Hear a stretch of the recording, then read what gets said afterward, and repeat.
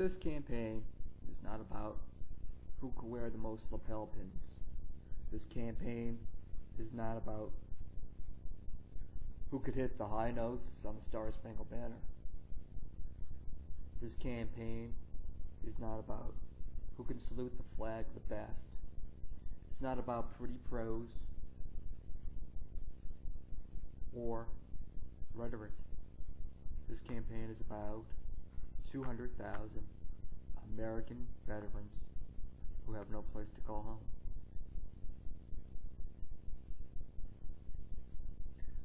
At a time when $2.3 trillion is missing from the Pentagon budget, at a time when their records are so bad they cannot be audited,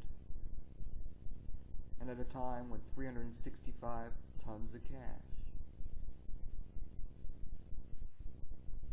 is sent over to Iraq, we have approximately 200,000 veterans who have no place to call home. So you might disagree with the numbers.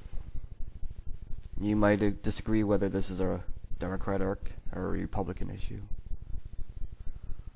And I think it's really an American issue. I think it's a human rights issue. One of the richest countries allows people to sleep on the streets. And is this freedom? I don't think that's freedom. I think that these army bases are closing, and I think they can be used for a better purpose. I've contacted my governor and asked him to support zero tolerance of the 257 vets that are in New Hampshire. And once again, I got what seems like words and not action. Has the homeless veteran issue become a cottage industry? It's a good question. Do McCain, Romney, Giuliani, Huckabee, Obama, Clinton support our homeless veterans?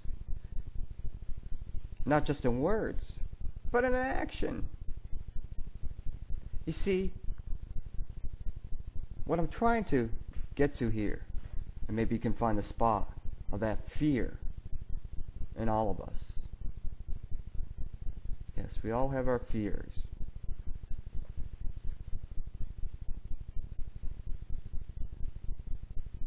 But we need to find the leaders in us and get past that fear.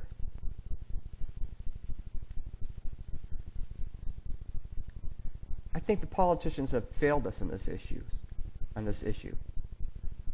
this situation.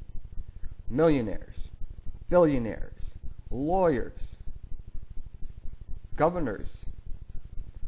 How could this happen? So I was thinking about Ed Schultz and his show, WeGotEd.com, little plug there. And I was thinking about all the people that said that they would do something about this issue. And they have, to a certain extent. I give Ed Schultz a lot of credit for helping Keith Sullivan, a homeless vet that was living in his car with his dog. Where's Purina on this issue? And the Marine moms who rescued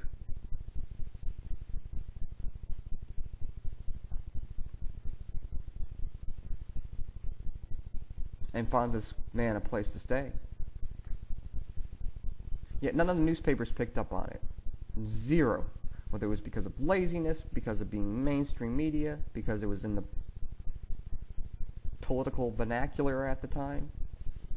Not one decided to do this story, including the Denver papers. Find that disappointing. But what I'm asking for is not more, this is a terrible thing, let's argue about numbers, let's argue about results. What I'm asking for, and maybe you can find it in your heart, is solutions. That's why we hire these people, these senators, at $165,000 with these wonderful staff. It's resolvable. Zero tolerance is possible. When I say zero tolerance, I'm not talking about the vets. I'm talking about zero tolerance for ignorance in our government. Now, my proposal is simple. I want to do a public service announcement. What I need is somebody or someone or people who can develop a video so that we can do YouTube advertising. That's one component. You've seen them on YouTube, the little advertisements on the side, or big advertisements on the side. We need somebody who can develop rules. We need someone who can talk to other veterans organizations.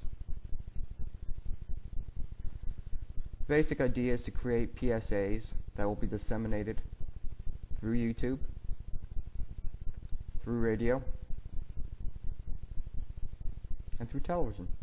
So, yes, the system is rigged, and we need to unrig it. It's not good enough just to talk, as the politicians have done, although that's fun.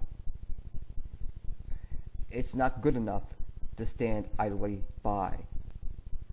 Now someday, we'll be able to talk and say, yes, when I called, they listened, they responded.